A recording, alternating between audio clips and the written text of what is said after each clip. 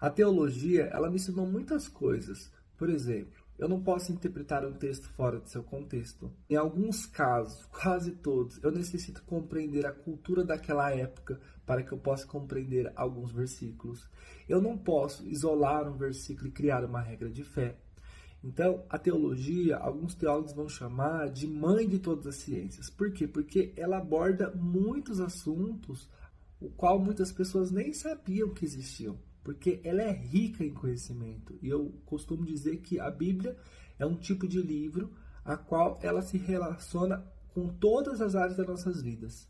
Ela é uma regra de fé. E uma das coisas que eu sou muito grato à teologia, essa palavra que significa o estudo de Deus, é sobre a pessoa de Deus.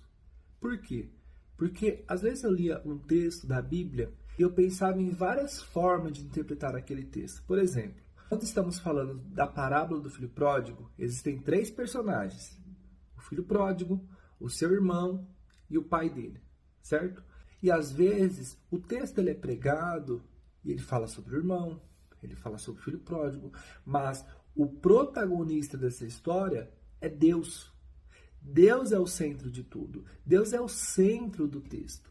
Quando nós estamos falando sobre a passagem que Moisés está perto da sarça ardente e a Bíblia diz que uma voz sai daquela sarça, o mais importante daquela história não é Moisés. Por mais que a gente saiba que ele é uma das pessoas mais importantes do Antigo Testamento, o personagem principal dessa história é Deus. Deus, ele é o centro da história. Quando nós estamos falando sobre a fornalha de fogo ardente no livro de Daniel, que existe Sadraque, Mesaque, Abednego. O mais importante dessa história não são os três personagens, mas é a quarta pessoa que aparece lá. É a pessoa de Deus, a pessoa mais importante dessa história. A Bíblia, a teologia, ela me ensinou que em todos os textos, não importa qual seja o texto, não importa qual seja a história, não importa qual seja o contexto, a pessoa mais importante daquele texto é a pessoa de Deus. E nós precisamos olhar para aquele texto com esta ótica, que Deus está no centro daquele texto e Ele quer nos ensinar algo. Por quê? A centralidade daquele texto não são os personagens, mas é a pessoa de Deus. Deus nunca é o coadjuvante. Deus nunca é a pessoa auxiliar, a pessoa secundária. Deus é sempre o protagonista, a pessoa principal da história.